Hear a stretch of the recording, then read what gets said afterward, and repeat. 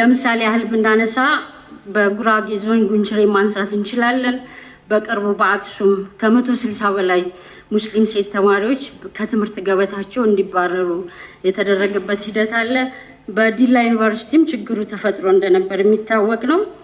ክቡር ሚኒስትር ሆን ተብሎ መንግስትና ህዝብን ለማቀያየም የሚሰራ እስኪመስል ድረስ ሴት ተማሪዎችን የሙስሊም ሴት ተማሪዎችን ዛሬ የሆነ ቦታ ሃይ ስኩል ላይ ነገ የሆነ ቴክኒክና ሙያ ከነገ ወዲያ የሆነ ዩኒቨርሲቲ ላይ ሰበብ እየተፈለገ በሂጃባቸው ምክንያት ብቻ ከትምህርት ገበታ እንዲባረሩ እየተደረገ መቀጠሉ ምን ያህል ከፍትሃዊነትም ከአካታችነትም አንፃር የትምህርት ሚኒስቴር ችግሩ እንዲፈታ ከማድረግ አንፃር እንዴት እየሰራ ነው?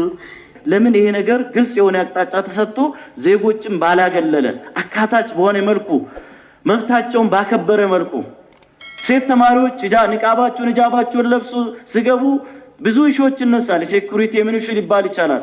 ሙስሊም ወይም ሴት ፈታሾች፣ ሴት ጠባቂዎች በር ላይ ሆኖ አስፈላጊ በሆነ ቦታ ላይ ያን ክሮስ ቼክ ማድረግ ይቻላል።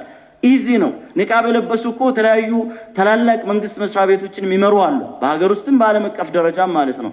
እና እነዚህ ነገሮችን እንደው ለምንድነው ሰፋ አድርገን ከሀገራዊና ከጋራ ጉዳይ ማየት ያልተቻለው የሚለውን ለማንሳት ነው። ለምሳሌ ትግራይ ውስጥ በነበረው ጊዜ ምንም ነገር አላደረጋችሁም፣ ትምህርት ሚኒስቴር ዝም ብሎ ያለው ነው። ትክክል አይደለም። ልክ የሰማን ቀን የዛኑ ቀን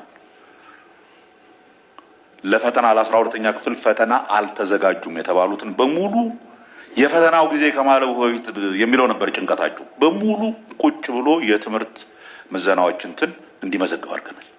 በሙሉ ተማሪዎች ተመዝግበዋል። ስንት ቁጥር እንዲሆኑ ስንት እንዳሉ ምናምን ጠይቀን ከክልሉ ትምህርት ቢሮ ጋር ተነጋግረናል። በዚህ ጉዳይ ላይ የኢትዮጵያ ሕግና ደንቦች የተለያዩ ደንቦች በዚህ ጉዳይ ላይ የወጡት ደንቦች ሂጃብ ለብሶ ትምህርት መማርን የሚከለክል ነገር የለው። በሂጃብ ምክንያት ማንም ሂጃብ ለበሰ ተብሎ ትምህርት ቤት መከልከል አይችልም። ኒቃብ is a different story። ኒቃብ የተለየ ህፃናቶች ልጆች ባሉበት ትምህርት ቤት የአንድ ሰው ፊት ተሸፍኖ በሚገባ ጊዜ የሴኩሪቲ ሪስክ አለው። አንተ ባለህበት እርስዎ ባሉበት ከመጅሊስ ሰዎች ጋር ተሰብስበን ቁጭ ብለን ተነጋግረን ተማምነናል።